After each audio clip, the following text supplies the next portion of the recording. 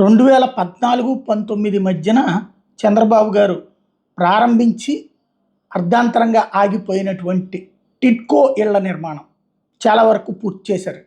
ఇప్పుడు దాదాపుగా 3 లక్షల గృహప్రవేశాలు రేపు దీపావళికి జరగబోతున్నాయి.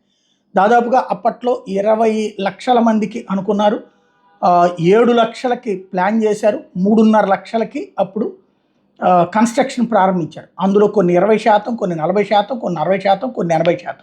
బ్యాంకుల నుంచి ఆ లబ్ధిదారులకి లోన్లు వచ్చినాయి.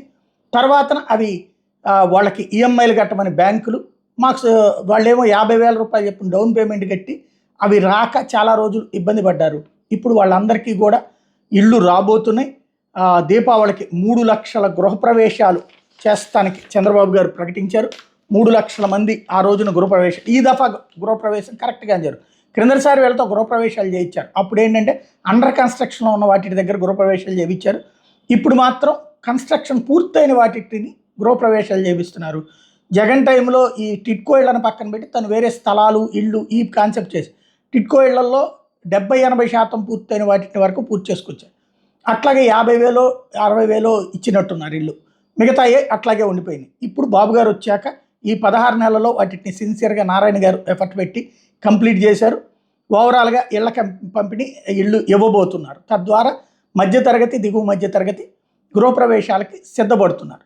నా సలహాల్లో ఏంటంటే అక్కడ పక్కన లిఫ్ట్ పెట్టించండి.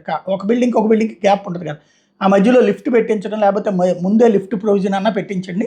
అది కొంత బాగుంటుంది. ఎందుకంటే 4 అంతస్తులు 5 అంతస్తులు ఇవాళ మెట్లెక్కి వెళ్ళగలిగే పరిస్థితి ఈవెన్ పేదల్లో కూడా లేదు. ఎందుకంటే వాళ్ళల్లో కూడా 40,000 50,000 వచ్చేటప్పటికి అప్పటికి బాగా శారీరక శ్రమ చేయడం వల్ల కష్టపడిపోయి ఉంటున్నారు. వాళ్ళు మా శారీరక ఇబ్బందులు పడుతున్నారు.